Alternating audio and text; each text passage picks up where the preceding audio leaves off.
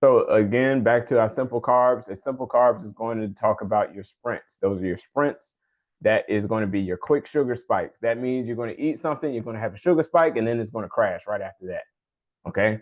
So those foods, those food types that are included within your simple carbohydrates are foods such as your white breads, your pastas, and your rice, white rice, for instance.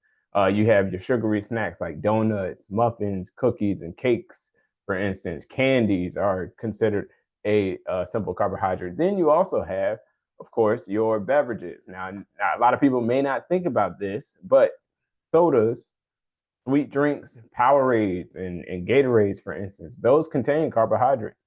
And take a look at that, and you'll see exactly how much carbohydrates they have. So, sodas, sweet drinks are also considered a carbohydrate that you also want to avoid.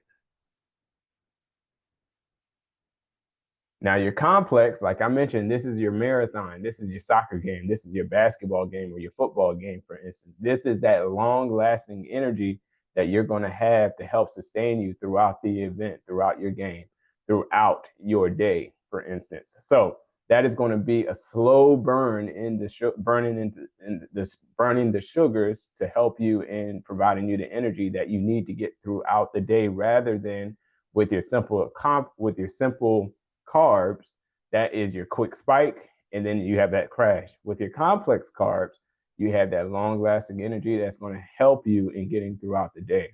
So those foods include your fruits and vegetables. Those foods include your beans and lentils, for instance, and your whole grains and breads and rice. So those are all different foods that are included in your category of complex carbohydrates. So here are the pros and here are the cons of carbohydrates in general, not just complex carbs, but carbohydrates in general. If we put it all in a whole thing in a basket, these are the pros and these are the cons. The pros, it gives you energy, right? That is something that we need. We definitely need energy to get throughout the day. Nobody wants to be moving around sluggishly, right? Number two, some carbohydrates are high in fiber, okay? So we want to be able to have those foods. Those are the foods that we want to prioritize, the ones that are high in fiber. Then you have, in addition to the fiber, those complex carbs, most of them will be, in addition to those, in addition to the fiber, most of those complex carbohydrates will also be nutrient friendly. Okay, so that means it's going to include vitamin C or vitamin A, and all these different vitamins and different minerals that will help, not only give you the energy, but also help you become healthier.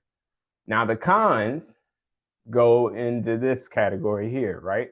So we have, of course, too many carbohydrates can cause weight gain. If you're eating too many carbohydrates, your body is going to store the glucose and it's going to turn into fat. It's going to store into fat.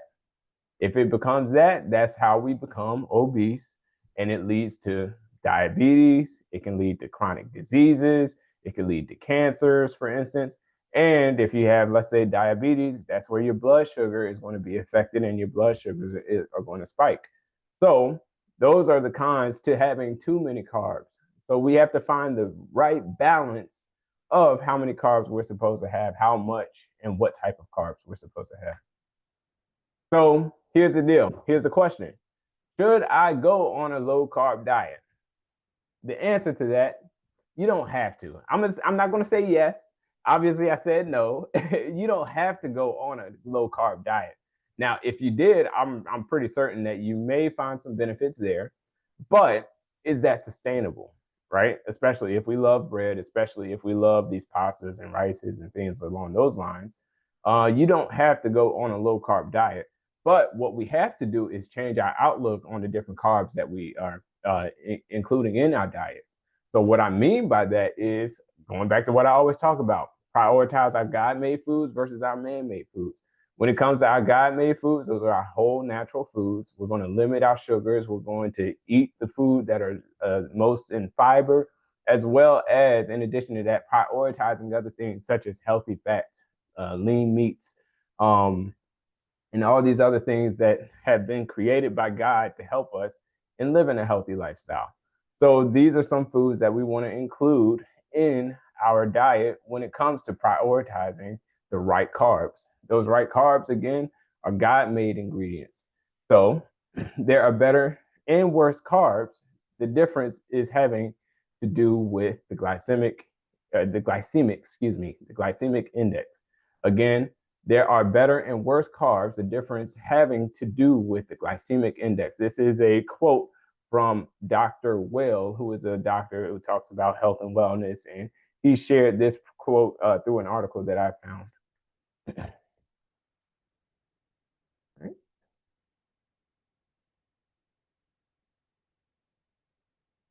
So the glycemic index, for anybody that is not familiar with it, it's used to promote better blood sugar management. So this is something that you can use to kind of get an idea of what foods in particular have a certain range and a certain ranking based off of a low glycemic index. So the way you would determine that is the glycemic index, first off, ranges from the number 0 to all the way to 100. Okay, low glycemic index for a good food, which is going to mostly be your complex carb. Those are going to be foods such as, well, I won't even go into that list, but your low glycemic index foods are going to have a range or a point system less than 55 points. Okay. Then you have your medium glycemic index, and that's going to range between 56 and 69 points.